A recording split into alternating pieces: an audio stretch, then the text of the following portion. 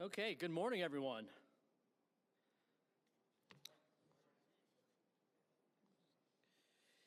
It is so great to be here today. Thank you to our partner Blue Ventures for hosting this, the biggest and best ever conference this year.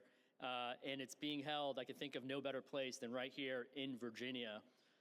Some of you may have heard Virginia was ranked #1 state for business by CNBC this past year. We announced last year that Virginia set a record for the launching of 12,000 new high-growth startup companies over the last 2.5 years. That's a record in Virginia's history. And according to the National Venture Capital Association, they ranked Virginia just as recently as in 2023, top 10 state in the country for venture capital investment at number 8, over $2.5 billion alone in that particular year. So Virginia is really firing on all cylinders when it comes to business, when it comes to startups, when it comes to venture capital investment. And we just have long been leaders, as you all know, in the cyberspace.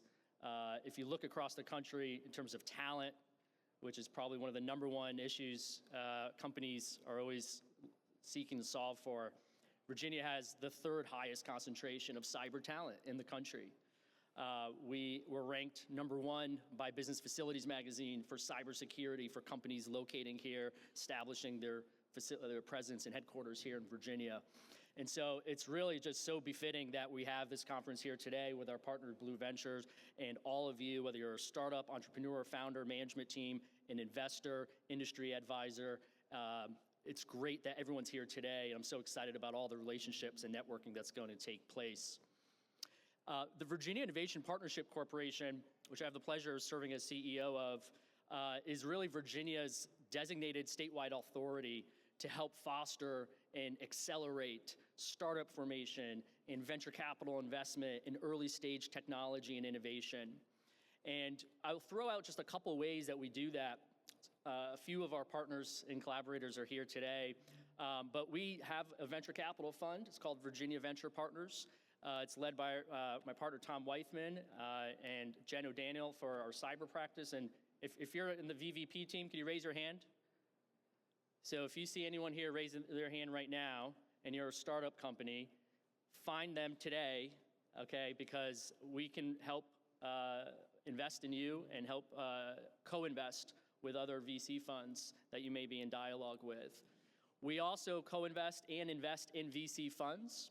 We launched a new initiative called Virginia Invests over the past year, and that has led to initially over 6 new funds that we have partnered with as an LP. I know one of our partners here, Veteran Ventures Capital over there, and I think there might be 1 or 2 others around as well. So if you are a VC fund, talk to those folks here that just raised their hand, particularly Aurelia here in the front and center. So we really are seeking to be a great partner. Virginia is a great place to do business, particularly in the early stage in cyber and venture capital space. We have some great ways to collaborate and develop partnerships and help drive and attract capital alongside you. So again, very happy that everyone's here today.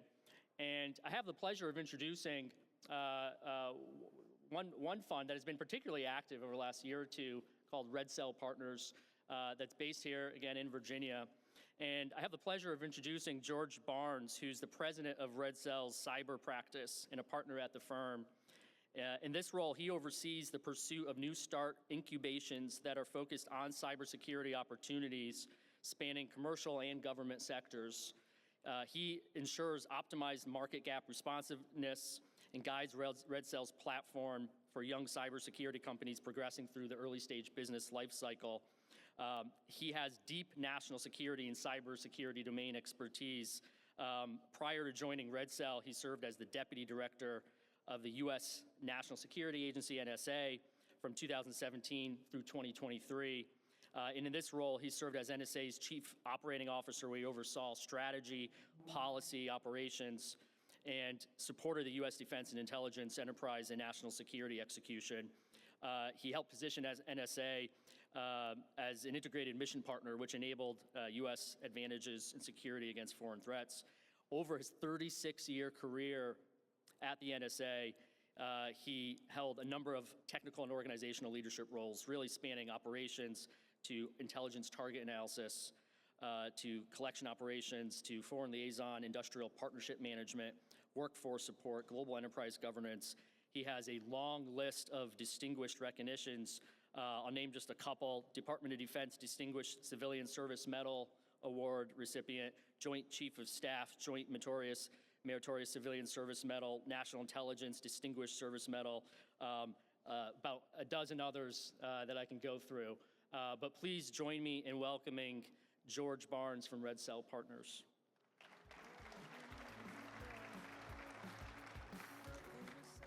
Thanks, Joe. Thank you. Good morning. Good to see you all. Of course, I can't see you because the lights are bright, but in any case, I'm delighted to be here. As Mike was really highlighting, many, if not most of you, are cyber operators, and you have been throughout your career. What does it take to be a cyber operator, and what drives you, what motivates you, what brings you here? Whether you're an innovator, an investor, a customer, or a watcher, what drives you? And I think one of the things that we all need to focus on is a lot of what I spent my adult life predominantly focused on, and that's what brings us together, and that's the threat. The threat continues to evolve around us. As Mike already mentioned, we're dealing with that day in and day out, but it's changing. We talk about the Russians. I spent most of my life trying to get to the inside of the Russians, getting insights, how they think, how they operate, how they threaten us, how they coerce us, how they influence nations large and small, weak and strong around the world. What are they doing now? Well, we see what they're doing. They're trying to manipulate us with respect to Ukraine. They're buddying up with North Korea to get forces to put into Ukraine. They're buddying up with China. And so we have allegiances forming, all trying to actually undo us and have leverage against us. I'm pretty proud. One of my Russia resume things that wasn't mentioned is I'm actually sanctioned by the Russian government. And so that's kind of a badge of honor, except it did change my vacation plans. So there is opportunity for cybersecurity because there is a drastic, immediate, and pressing threat. And so I'm really excited about venues like this because it brings all the right people together to progress our nation along the journey of being better at defense and holding them at bay and imposing cost on them. With all that said, one of the things you all are focused on and we'll be talking about today is what's the nature of what we have to do against that threat. What are the emerging trends in cybersecurity? What are the pressure points? I'll touch on a few today, but right after me, there's going to be a whole session on trends in cybersecurity for 2025.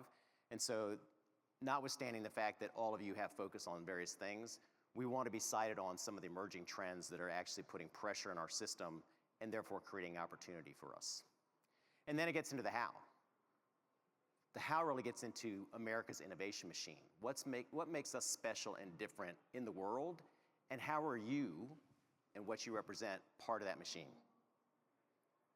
So just taking back on the threat, talking about Russia, one thing that's clear, espionage in all its forms, government on government, government on private sector, stealing, thievery, cybercrime, and now the evolution of cyber warfare, they're all hitting us. And I think every year it seems that a new dimension is unfolding against us. I spent my whole life in espionage operations, head-to-head against adversaries, getting inside their secrets, penetrating their defenses, understanding how they think, act, and what that meant for us to get insights that others couldn't get. They're doing that against us. And I watched the journey of several countries over the last decade and a half as they started with simplistic operations, and year on year, they've advanced. China is most notable, which I'll talk about in a minute. But looking at the sophistication of what they're able to array against us versus how they started 10, 15 years ago, it's really awe-inspiring in some respects, but daunting. And I had the benefit or the anxiety of watching day in and day out when I was in NSA, as I would get intelligence reports illuminating our most recent findings, understanding what they were doing, and how what they were doing correlates to the strategies that they create. One thing that China has is it has a bent for strategy. They renew them every 5 years, and they pretty much do what they say they're gonna do, unfortunately for us. IP theft, we've talked about that. That continues to be a big issue. It's going to be a bigger issue now and in the coming years because we have this thing called our technology edge. Artificial intelligence being kind of the centerpiece of that right now. But we know that China has cut its teeth on stealing, reverse engineering, manufacturing, and selling back against us. They've always done that, but they're continuing to do it with increasing intensity. New apertures are going to open for new markets where we need better defenses, and that gives opportunity to all of you. Ransomware. How many organizations, how many millions of dollars, how many schools, municipalities, hospitals, what have you, were taken down in the last year? And we stood there and watched predominantly. Our government organizations, whether it be FBI, Cyber Command, CISA, NSA, and other parts of DoD, did everything they could within the law to hold those ransomware actors at bay and hold them accountable. But what they were doing wasn't scalable. And so what we really need to do is be more aggressive in the source range in those countries that harbor these guys, but then also be more effective in our defenses and bring defense to areas that have not been defended. That's a big, big issue. Most of the vulnerable areas are vulnerable because they're not well defended, and the ransomware actors know that if they take hold of a hospital, there's gonna be a reaction and perhaps a payoff. And so we have to get inside that loop and create better imposition of cost and denial against those. And then warfare. Warfare is changing right under our feet. All you have to do is look at what's happened in Ukraine, look what's happened between Israel and Iran, look what's happening in other areas where Russia is exerting its pressure around the world, in its neighborhood mostly. And then also look at what happened in the last couple of years in the United States. We had Russian hacktivists taking over water systems and municipalities in Pennsylvania. More importantly, we had the discoveries between industry and the government, the discoveries of what's known as Volt Typhoon, which is the Chinese preparing for a future that they would want to control and influence. And that future involves cyber warfare. And most notably, not just cyber warfare force on force, which they're also preparing for, but also getting into our societal fabric and creating anxiety and chaos to try to throw us off balance if we were to get into a skirmish with them. And so Volt Typhoon represents pre-positioning of implants in critical infrastructure, especially areas that are not well understood, not well defended, not well resourced, laying latent and waiting for a time of their choosing to wake up and wreak havoc. That represents a whole new spectrum of defense, investment, and resilience that we have to get ready for as a nation. And we're not ready. We have a checkerboard of different situations. And if you look at the threats on water systems, many of those are funded by very small municipalities in places on the edge financially. It's all they can do to have a CISO cut the lawn sometimes, right? They have antiquated architectures. They're doing all they can do to keep up with technology, yet now, because they can't keep up, they're easy prey for pre-emplacement of exploits. And so, as a society, we have to take this on board. And then there are, of course, influence ops. Influence ops are happening all around us. We're in this age of influence operations. It's happening by governments. It's happening by various actors, foreign and domestic.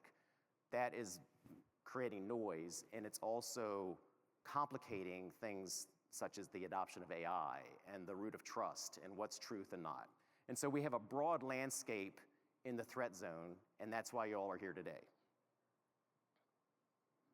So what are the key pressure points with all that? Well, I mentioned Russia, but I'll give you the top 3 priorities in pressure. China, China, China. They're threatening, just like Russia, in some respects. But unfortunately, they're threatening us in many more dimensions. Because Russia is pretty well understood, pretty well known, how they act, how they operate, how they would want to propel their form of mindset and government under Putin. China is a much more complex animal because they're partially westernized. They're very integrated globally.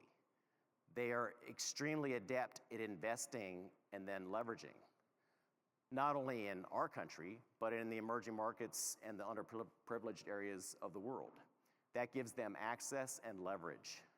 They have intent, they're globalizing their military, they're actually globalizing their pursuit of primacy, not just militarily, not just economically, but technologically. That's a threat for all of us. You know, we have been the nation that has been at the pinnacle, at the leading edge of technology. Creation, deployment, standards, adoption, and use. That situation's being jeopardized. What happened a few weeks ago when DeepSeek was announced? Everybody went into mass chaos. Oh my gosh, they've caught us, they're catching us, they're surpassing us, it's cheaper, better, faster. That's not the reality. They could not have done what they did, in all likelihood, without doing it on the backs of us. They're really good at that. They make it look easy. We know better. And so as our companies, as our government tries to create a counterbalance and a pushback on Chinese intent, cybersecurity has to be right there. And the ecosystem of AI has got to be front and center in our focus. AI is very complicated. The thing for all of us to know, and I know you all know this, but it's going so rapidly. You cannot even conceive the speed at which it is being developed, adopted, employed, and subverted, unfortunately. Every day I wake up and I look at some of the threat streams like you all do, and I look at all the new ways that malicious actors are getting into the AI ecosystem. And so we have to look at the threats to that. The threats to AI, all the way from power systems to data centers to compute to algorithms to models to training data to the way that our companies lash up and connect to that. Yesterday there was a piece on APIs, and that's the new ingress-egress for malicious actors to get into not just the AI models, but those that use them. This is a rapidly evolving space. And so we are head-to-head with China and others, but China most definitely threatens us more than anyone else. And so as all of you all contemplate where you're going to invest, what you're going to create, how you're going to help our ecosystem, this is a big, big focus area that's obviously worth understanding. And of course, our actors are using AI against us. You all know this, I don't have to tell you, but in every dimension, they, like us, are leveraging ubiquitously available AI to create synthetic personas, to create obfuscated networking, to do all manner of things for identifying vulnerabilities. We have to be better at identifying that and creating counterbalances to it. And then finally, on the pressure points, I'll just mention a broad theme because it really has lots of applications, and that's really the networking of everything. We've been dealing with that. We start at the very basics of the whole OT-IT area in critical infrastructure, but we go all the way up to another trend that we're trying to push in the United States, especially after COVID, and that's understanding the fragility of our supply chains and bringing advanced manufacturing home so we're not wholly reliant on things we can't control. We're at this age of advanced manufacturing, the integration of that with AI, advanced analytics, data-driven robotics, that creates an attack surface for would-be penetrators. And so those are areas that are going to need a lot of focus by your community, our community. So where else should we focus? Key part and parcel, you all hear this every day, I sure do. What about the data? How do we know the data we have is the data that really is, right? So it gets back to the whole essence of truth. What's the authenticity of data we're receiving and acting upon? What's the provenance of the data through its life cycle? Who's touched it? Who's changed it, subverted it, coerced it? And then what's the security of it once we have it and use it and send it along on its life? And so that's an area for cybersecurity, as well as other parts of security, such as privacy, have a lot of room to get better, right? We know that these areas are at risk. We see it every day.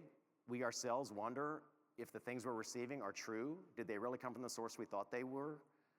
And then we're doing that in our private lives, but then we're looking at big machines making big decisions on big data. We need to be able to trust that because invariably that's having consequences in the decisions made with us, by us, and for us. And so understanding data in all its forms, security provenance, non-repudiation, those are big key efforts and focus areas that we really need to endeavor. And then, of course, what's the weakest link in all of cybersecurity? It's us, humans. We are the weakest link. We always have been. I knew that very well being an intelligence operative, taking advantage of humans. We're weak and undisciplined. We try to do things fast. We're all about efficiency and speed, and that means we forget. We're forgetful. We bypass. We take shortcuts. And so identity and access management for all of us, but also for all those things. Non-human identities are a big issue that need to be protected. So we hear every day, you might buy, you might sell, you might use new IAM products and services. We still have a long way to go. And so that's an area for new innovation. Our global open source supply chain and ecosystem. About 80% of all the software we use is built out there. Where? Everywhere. It's built by people. Now it's built by AI algorithms. We pick and pull and integrate and send it up the chain into big systems, into little applications. We do a pretty good job of characterizing when we find vulnerabilities and registering that through all the different schema we have out there. And a lot of you have developed threat feeds that identify those vulnerabilities and bring them to the surface for SOC operators. But we really don't know who's behind a lot of this stuff. Who's behind the keyboard? That's a piece of risk that's harder to characterize and identify. And it matters because we're in an age where a lot of the software we're using every single day has been developed, is being developed, is controlled by Chinese companies who have connections to the Chinese government, by Russian entities who happen to actually be sanctioned, yet their hands on those keyboards owning that software isn't as well identifiable and known so that we can actually employ and enforce those sanctions. We have Iranians that at night have little hobbies of testing how to knock over systems just because they want to, because it's fun. Well, we know that they want to do that so they can employ that against us or some of our allies. And so the software supply chain is getting more and more attention. It needs it. We really need it now as we're trying to automate software development through AI-assisted operations. And then, of course, it's all about the workforce. We live this every day. If you have big organizations that you are actually in or that you serve, talent is at a premium. We know SOC operations is a hard duty. They're always under stress. They don't feel that fulfilled. All the pressure is on them. They have a lot of accountabilities. We have a big delta between the supply and demand. And so technologies to actually help optimize, make efficient, leverage expertise, and bring that to bear with efficiency and speed are big areas we need to focus on. So given all that, where are we going? And how does this community need to work to solve it? So basically, we have three categories. We've got the innovators, we have the investors, and the customers. I'll just start with the customers and work backward. Everything starts with the customer. You all know that. It's easy to say. Sometimes it's hard to do, especially in our community. I know I'm from there. We're a bunch of techies. We get all enamored by the tech. And then, well, everybody will love this. They have to. It's obvious. Well, we know that it's not always that obvious, especially when we're dealing with customers that don't understand what the heck we're talking about, right? And so understanding the customer, meeting them where they are, not trying to get a very sophisticated thing pushed on them, that's really key. Their expectations, their needs, and their accountabilities are changing. Look at the evolution of accountability. Look what's happened with the SEC and SolarWinds as an example. One of my colleagues is still in court cases representing some of those firms because of the aftermath. And so the pendulum is still swinging on accountability space there. Governance, risk, compliance. Compliance is a big deal. We see new standards coming out. The government was pushing things like CMMC.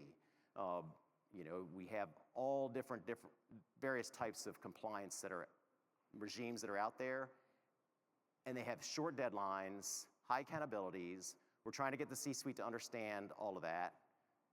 So that's where answers come and we see them coming with AI-assisted decision logic, that's a big area of stress. But understanding where the customer is and meeting them there is really part and parcel to being a successful company. Also, if you're a CISO, you're sitting in the C-suite and you're dealing with all those pressures, and mostly everything that has to do with your job is looked at as a bleach or a bleed on the bottom line and the margin of that company. You're the bad news person. So if I have $10 to spend, how am I going to spend it? Am I going to get a good cyber insurance policy? Am I going to have defenses? Am I going to have resiliency? I just had questions the other day about, well, what's the best way to deal with resiliency if you're a small company? You know, when you're a large organization, you think about distribution of your assets, backing up, all manner of things. I sure did when I was at NSA. We put data centers in different power grids, in different states, in different water systems, geographically and logically distributed so that we could be resilient to a bad day. Well, most entities can't afford that. So what is the answer for resiliency? Because we know despite the best defenses, things happen. They happen with increasing frequency. We have to plan for that. And so that's a big area where we as the cybersecurity community have to help CISOs make those decisions and balance the amount of money it's going to take. And we also have to help with the cultural change within the C-suites to understand that, yes, cybersecurity has to be integrated from the start, part and parcel to everything you do, because it's really a cost of your existence. Big issue for all of you that are trying to start companies, and you'll hear about this if you haven't been swamped in it, is, as I mentioned, it's not just the tech. What's your go-to-market strategy? How do you characterize your product? How do you understand the pricing and how that varies based on the different types of customers? What are the different customers' value propositions, whether you're government, industry, or a regulated entity?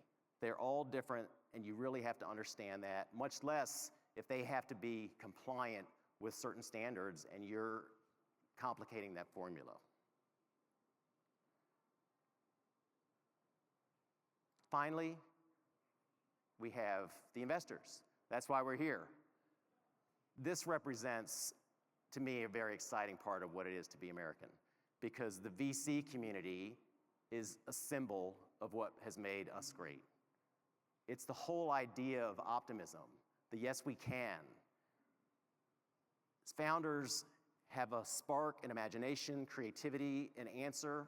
They want to light it off and let it go. The investment community helps make that happen. We all know if you've done startups or if you've watched startups, it's a rocky game, especially in this area if you're dealing with the government. You can get all fired up about selling something and then there's a continuing resolution, or there's a competitive analysis, or there's a SIBR or STTR that you're competing for and you're waiting for months on end to hear any answer. You can't afford to live on that. And so the VC community is that backbone, that underbelly that creates continuity of flow, investing on the potential that you're going to create. That's magic in the US system. And as I've traveled around the world, I've talked to people who really wish they could do what we've done here. And so they come here, which is great. We have a magical thing. We've created it over decades. We have to really understand the essence of that and not let it go. It's key part and parcel to the American dream and our technology-driven economy. Also, de-risking. The venture community helps to de-risk, right? And so as you're doing your startups, as you anticipate and don't anticipate the left and right turns that are going to hit you, our investment partners are there as your partner, not just as your investor, but as your partner to help guide you through that. And that brings me to the final thing, the innovators. Several of you here have that spark in your mind. You're hopeful. You're going to do a pitch today. You're hoping to come away with some money, and not just money, but support. But really, you're in this magical moment. You are the seed corn for tomorrow's answers. That's why we're here. We're here to support you. We want you to dream. We want you to aspire. We want you to have drive. But we also want you to be realistic and know that it's not easy. You're going to have failures. You're going to trip. You're going to stumble. You're going to fall down. get back up, push forward, drive ahead, know that you're not alone, take it on board, because you have a mission that you're pursuing that's worthy of that pursuit, and it's important to all of us. And so thank you so much for your time. This is a great venue. It's my first time here, but I hope to be here years on end. Thank you very much.